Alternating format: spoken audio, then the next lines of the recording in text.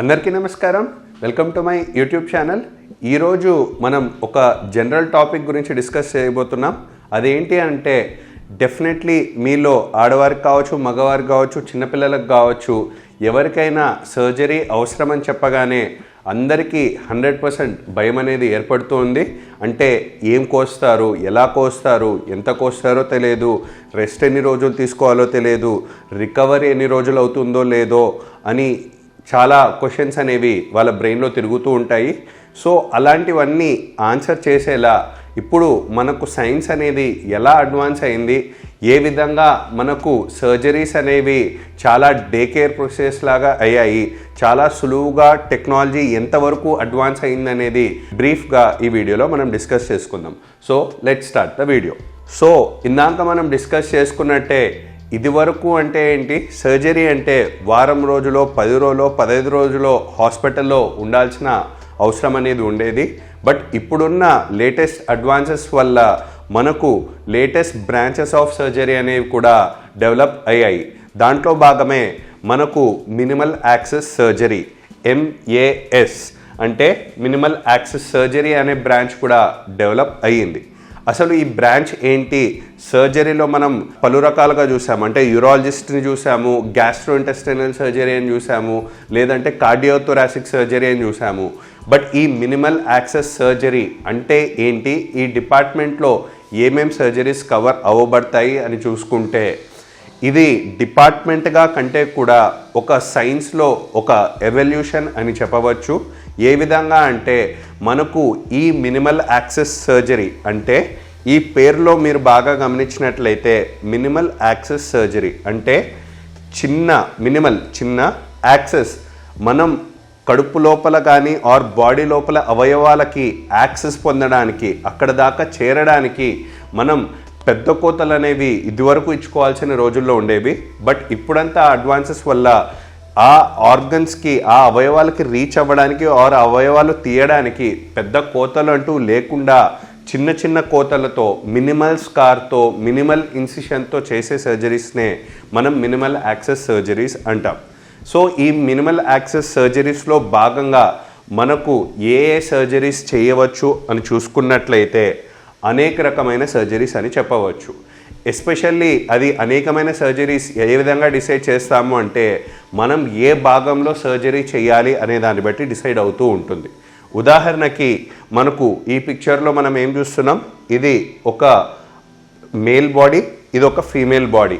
మనకు మేల్స్లోను ఫీమేల్స్లోను కొంచెం చూసుకుంటే పై భాగాన్ని ఛాతి భాగం చెస్ట్ అంటాము, కింద భాగాన్ని అబ్డామెన్ అంటాము.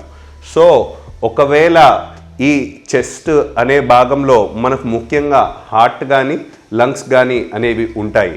సో ఒకవేళ ఈ చెస్ట్లో కనుక మనం ఏమైనా సర్జరీస్ చేయాలి అంటే ఈ చెస్ట్ అనే భాగాన్నే మనం మెడికల్ టర్మ్స్లో థొరాక్స్ అంటాము. సో ఈ ఛాతిలో చేసే సర్జరీస్ అన్నిటినీ థొరాసిక్ సర్జరీస్ అంటాము.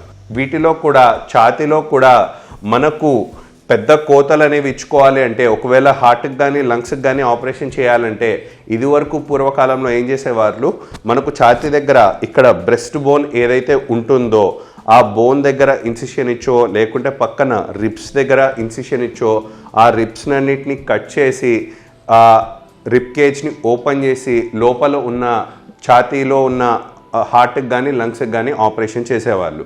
బట్ ఇప్పుడేమైంది, లేటెస్ట్ అడ్వాన్సెస్లో భాగంగా మనకు పెద్ద కోతలు అనేవి ఇచ్చుకోకుండా థొరకోస్కోపీ అంటారు. అంటే ఇదే ఛాతి లాంటి థొరాక్స్లో మనం పెద్ద కోత అనేది ఇచ్చుకోకుండా థొరకోస్కోపీ, జస్ట్ లైక్ ఎండోస్కోపీ అనుకోవచ్చు. ఎండోస్కోపీలో ఏం చేస్తాము, లోపల ఉన్న పేగు లోపల ఏముందో అనేది మనం ఎలాగైతే కెమెరా పెట్టి లోపల చూస్తామో అలాగే ఈ థొరాసిక్ సర్జరీస్లో కూడా మనకు చిన్న కోతతో లోపలికి వెళ్ళి చూడడం జరుగుతుంది.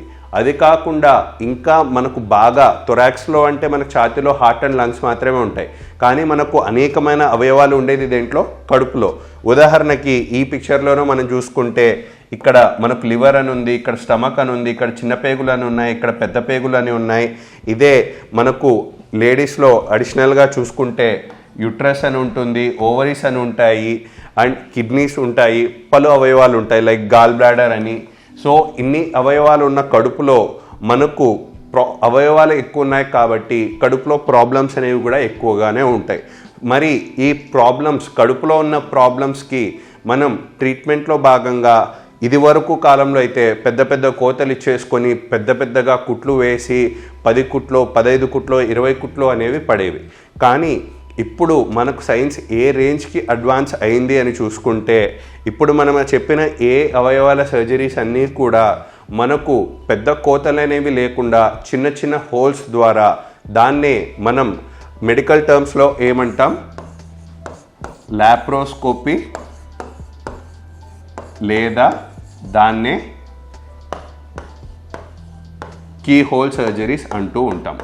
అంటే మనకు ఈ పేరులో ఉన్నట్లే మనకు చిన్న హోల్, అంటే 1 సెంటీమీటర్ కానీ లేదా 1 సగం సెంటీమీటర్ హోల్స్తోనే మనం ఆపరేషన్స్ అనేవి చేస్తే దాన్నే laparoscopic surgeries or keyhole surgeries లేదా బటన్ హోల్ సర్జరీస్ అని అంటూ ఉంటారు. సో ఇప్పుడు మనం ఎలా చేస్తారు ఈ వీడియోస్ ఆర్ అసలు ఈ సర్జరీ అనేది చిన్న కోతతో ఎలా సాధ్యము అనేది చూసుకుంటే మనకు ఈ మినిమల్ యాక్సెస్ సర్జరీ అంటే కోత లేకుండా ఆపరేషన్ చేసే పద్ధతుల్లో కూడా మనకు ముఖ్యంగా 2 పదాలు ఉంటాయి.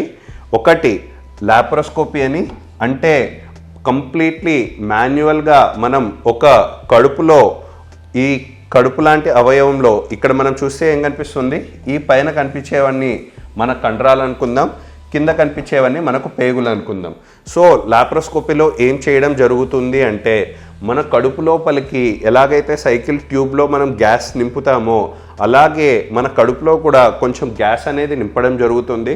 సో అలా నింపడం వల్ల ఏమవుతుంది, మనకు స్పేస్ అనేది క్రియేట్ అయిపోయి లోపల ఏముంది అని చూడడానికి ప్లస్ మన ఇన్స్ట్రుమెంట్స్ అన్నీ మూవ్ చేయడానికి ఒక స్పేస్ అనేది క్రియేట్ అవుతూ ఉంది. సో అలా క్రియేట్ అయిన స్పేస్లో మనం ఒక కెమెరాని పెట్టుకోవడం జరుగుతుంది.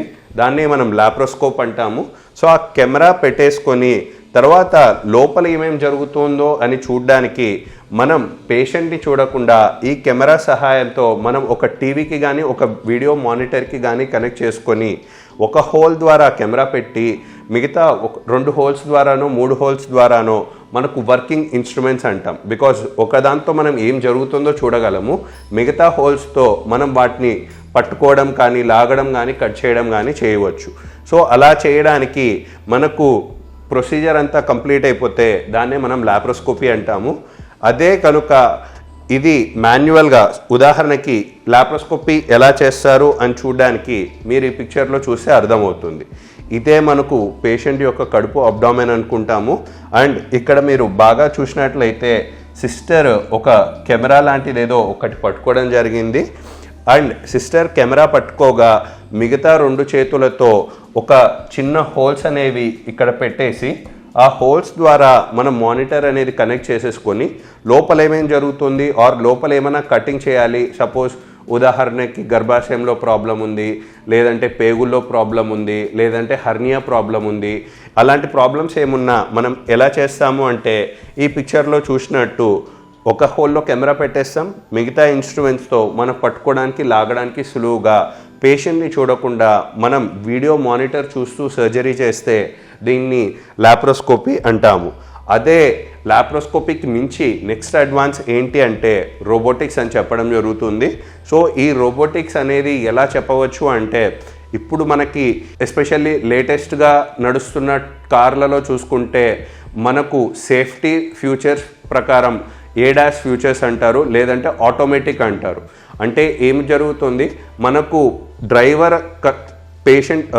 డ్రైవర్ స్టీరింగ్ అనేది కంట్రోల్ చేయకుండా ఆటోమేటిక్గా ఆ సెన్సార్స్ ద్వారా కార్ దానంతకు అదే నడుపుతూ జస్ట్ మన పర్యవేక్షణలో జరిగితే ఎలా జరుగుతుందో అలాగే ఈ రోబోటిక్స్లో కూడా ఒకే ఒక డిఫరెన్స్ ఏంటి అంటే రోబోటిక్స్ అంటే రోబోట్ సర్జరీ చేయదు, రోబోట్లో సర్జరీ చేసేదంతా కూడా సర్జనే చేస్తారు. బట్ చేసేది డైరెక్ట్లీ మనం ఇన్స్ట్రుమెంట్స్ని పట్టుకోకుండా మనం ఈ పిక్చర్లో చూసినట్టు సర్జన్ అనే అతను కన్సోల్ అనే ఒక రోబోటిక్ కన్సోల్లో కూర్చోవడం జరుగుతుంది. సో ఇందాక మనం చెప్పినట్టు లాప్రోస్కోపీలో ఏం చేస్తారు, కెమెరా అనేది పెట్టుకొని లోపల ఏం జరుగుతుందని చూడడానికి వీడియో మానిటర్లో దూరంగా చూస్తూ ఉంటారు. బట్ ఇదేంటి అంటే రోబోటిక్లో ఆ కన్సోల్ అనేది ఇక్కడ మనకు కళ్ళ ముందే ఉంటుంది. అండ్ ఆ ఇన్స్ట్రుమెంట్స్కి సంబంధించిన కంట్రోల్స్ కెమెరా కూడా సర్జనే కంట్రోల్ చేసుకునేలా హ్యాండ్ ఇన్స్ట్రుమెంట్స్ కానీ లెగ్ ఇన్స్ట్రుమెంట్స్ కానీ ఉంటాయి. సో రోబోటిక్ కన్సోల్ అని సపరేట్గా ఉంటుంది, రోబోటిక్ ఆర్మ్స్ అనేవి సపరేట్గా ఉంటాయి. నార్మల్ లాప్రోస్కోపిక్ సర్జరీలో ఇన్స్ట్రుమెంట్స్ అనేవి మనం హ్యాండిల్ చేసి మనం నిజంగానే ఇన్స్ట్రుమెంట్స్ని పట్టుకుంటాము. బట్ ఈ రోబోట్లో చూసుకుంటే కన్సోల్లో మనం ఇన్స్ట్రుమెంట్స్ని ఎలా కదిలించాలి అని గైడ్ చేస్తూ ఉంటే ఎక్కడో దూరంగా ఉన్న రోబోటిక్ ఆర్మ్స్ మాత్రము మనం ఇచ్చిన గైడెన్స్ మూలంగా చేస్తూ ఉంటాయి. సో ఏది లాప్రోస్కోపీ బెటరా రోబోటిక్ బెటరా అని చూసుకుంటే రెండు బెటరే, దేనికి దానికి అడ్వాంటేజెస్ ఉన్నాయి. రోబోటిక్ పరంగా డిసడ్వాంటేజ్ ప్రకారంగా చూసుకుంటే కాస్ట్ అనేది చాలా ఎక్కువగా ఉంటుంది, కోట్లలో విషయమే. అండ్ అన్ని చోట్ల అఫోర్డబిలిటీ పరంగా పేషెంట్ అఫోర్డ్ చేయగలడా లేదా అనేది కూడా కొంచెం డౌటే అవుతుంది. బికాస్ లాప్రోస్కోపీతో పోల్చుకుంటే రోబోటిక్కి పర్ సర్జరీ ఒక 1 lakh to 1.5 lakh వరకు ఎక్స్ట్రా మెయింటెనెన్స్ కాస్టే అనేది పడుతూ ఉంటుంది. మరి రోబోట్లో వచ్చే అడ్వాంటేజెస్ ఏంటి అని చూసుకుంటే లాప్రోస్కోపీ సర్జరీ వరకు సర్జన్ నిల్చొని సర్జరీ చేయాల్సి వస్తూ ఉంటుంది. ఒకవేళ అవే సర్జరీస్ కనుక 6 గంటలు 8 గంటలు 10 గంటలు అయితే ఆబ్వియస్లీ ఎలాగైతే శారీరక శ్రమతో కూడుకున్నది కాబట్టి అన్నన్ని గంటలు నిల్చొని చేయాలంటే ఇబ్బంది అవుతుంది. కాబట్టి అట్లాంటి కేసెస్లో మాత్రము రోబోట్ అనేది అడ్వాంటేజ్ అవుతుంది. ఎందుకు అంటే సర్జన్ నిల్చొని కాకుండా రోబోటిక్ సర్జరీలో కంఫర్టబుల్గా కూర్చొని చేయగలుగుతూ ఉంటారు కాబట్టి. అది కాకుండా రోబోటిక్ సర్జరీలో ఇంకా ఎటువంటి అడ్వాంటేజెస్ ఉంటాయి అంటే కెమెరామ్యాన్ అనే అతను అవసరం లేకుండా సర్జనే కెమెరాని హ్యాండిల్ చేయగలరు. అండ్ ఇంకొక మెయిన్ అడ్వాంటేజ్ ఏమవుతుంది అంటే ఎస్పెషల్లీ వయసు పెరిగే కొద్దీ కొందరికి ట్రెమ్మర్స్ అంటాం, అంటే చేతులు కొంచెం అంత స్థిరంగా లేకుండా కొంచెం వణుకుతూ ఉంటాయి వయసు పెరిగే కొద్దీ. అలాంటి ప్రాబ్లమ్స్ ఉన్న సర్జన్స్ ఎవరన్నా ఉండి ఎస్పెషల్లీ ఓల్డ్ ఏజ్ సర్జరీ వయసు బాగా ఎక్కువ ఉన్న వారికి అయితే డెఫినెట్లీ తెలియకుండా అలా కొంచెం ట్రెమ్మర్స్ అనేవి కొంచెం కదలికలు అనేవి అంత షార్ప్గా ఉండకపోవచ్చు. కాబట్టి సర్జరీలో కంపల్సరీ ఆ ట్రెమ్మర్స్ అనేవి ఉండకూడదు. కాబట్టి ఆ ట్రెమ్మర్స్ అన్నిటినీ కూడా రోబోటిక్ సర్జరీ తక్కువ చేస్తుంది. కాబట్టి అటువంటి కేసెస్లో డెఫినెట్లీ రోబోటిక్ సర్జరీ హెల్ప్ఫుల్ అవుతుంది. సో చిన్న చిన్న సర్జరీస్ వరకు రోబోటిక్కి పెద్ద స్కోప్ లేదు, కానీ లాంగ్ డ్యూరేషన్ సర్జరీస్ బాగా కాంప్లికేటెడ్ సర్జరీస్ వరకు robotics definitely has got an advantage. So అది కాకుండా మెయిన్లీ ఉదాహరణకి జస్ట్ లాప్రోస్కోపీలో ఎగ్జాక్ట్లీ ఏం చేస్తారు అని చూసుకున్నట్లయితే సపోజ్ ఈ పిక్చర్లో మనకి ఏం కనిపిస్తుంది, ఒక పేషెంట్కి హర్నియా అనేది ఉంది. సో ఆ హర్నియాని ఎలా గమనిస్తాము అని చూసుకుంటే ఇక్కడ మీరు పిక్చర్లో చూసినట్టు తనకి బొడ్డు దగ్గర అయితే హర్నియా ఉండడం జరిగింది. అండ్ ఈ బొడ్డు దగ్గర హర్నియా ఎగ్జాక్ట్లీ లాప్రోస్కోపీలో ఎలా కనిపిస్తుంది అనేది చూడడానికి మనం కెమెరా పెట్టి చూడడం జరిగింది. అండ్ కెమెరా పెట్టి చూడగానే ఇది మనకి ఇంతకు ముందు చూపించింది మీకు ఎక్స్టర్నల్ పిక్చర్ వ్యూ అయితే ఇప్పుడు చూపించేది ఇంటర్నల్ పిక్చర్ వ్యూ. అంటే లోపల ఏమేం జరుగుతుందో అని తెలుసుకోవడానికి మనం పెద్ద కోతలు అనేవి ఇచ్చుకోకుండా ఒక చిన్న కెమెరా పెట్టేసి చూసినట్లయితే మనకు లోపల ఇవన్నీ కనిపిస్తున్నాయి. ఈ పిక్చర్లో మనకి ఏం కనిపిస్తుంది అని చూసుకుంటే ఇక్కడ హోల్ లాగా కనిపిస్తున్నదే మనకు హర్నియా అనుకుందాము. అండ్ అదే హర్నియా కింద కూడా ఉంది, బట్ ఆ హర్నియాలో మనకు పేవులు అనేవి కూడా లోపలికి వెళ్తూ ఉన్నాయి. And the beauty of laparoscopy lies in the detailing అని చెప్పవచ్చు.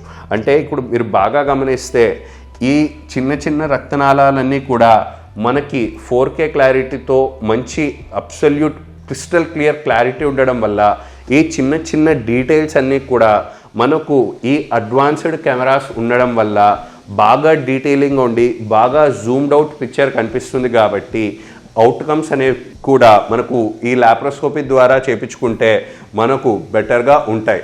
సో వీటన్నిటి వల్ల ఎండ్ రిజల్ట్ ఏమవుతుంది అని చూసుకుంటే మనకు పెద్ద కోతలు అనేవి లేకుండా చిన్న హోల్స్ ద్వారానే అయిపోతుంది.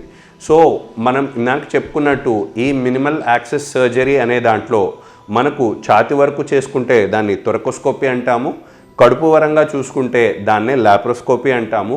ఇవే కాకుండా వీటి స్పెక్ట్రమ్ ఎంతవరకు ఉంటుంది అంటే ఏ సర్జరీస్ వరకు ఇవన్నీ కోత లేకుండా కుట్లు లేకుండా చేయొచ్చు అంటే ఇప్పుడున్న కాలంలో ఈవెన్ ఈ స్పెక్ట్రమ్ అనేది మనకు చిన్న చిన్న పైల్స్ సర్జరీలు సర్కంసిషన్ సర్జరీలతో కాకుండా మనకు advanced surgeries like bariatric surgery weight loss సర్జరీస్లోనూ లేదా క్యాన్సర్ సర్జరీస్లోనూ కూడా ఈ మినిమల్ యాక్సెస్ సర్జరీ వల్ల అడ్వాంటేజెస్ అనేవి అనేకం.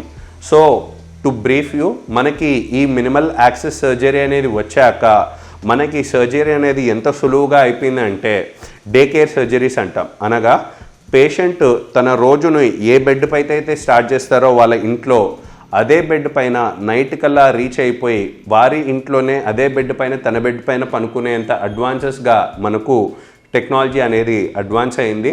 బట్ ఓన్లీ థింగ్ ఏంటి అంటే ఇది అందరికీ వర్తిస్తుందా అంటే కాదనే చెప్పవచ్చు.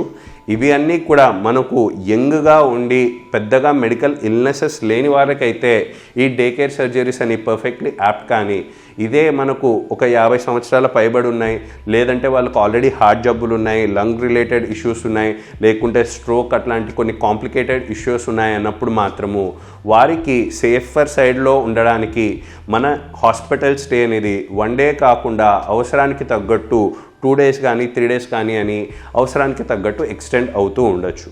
ఈ ఫెసిలిటీస్ అన్నీ కూడా మన హిమగిరి హాస్పిటల్ గచ్చిబౌలి హైదరాబాద్లో ఉన్నాయి. మీకు ఫర్దర్ ఏమైనా డౌట్స్ కానీ క్లారిటీ కానీ కావాలంటే కింద ఇచ్చిన హెల్ప్ లైన్కి మీరు కాంటాక్ట్ అవ్వచ్చు. Thank you.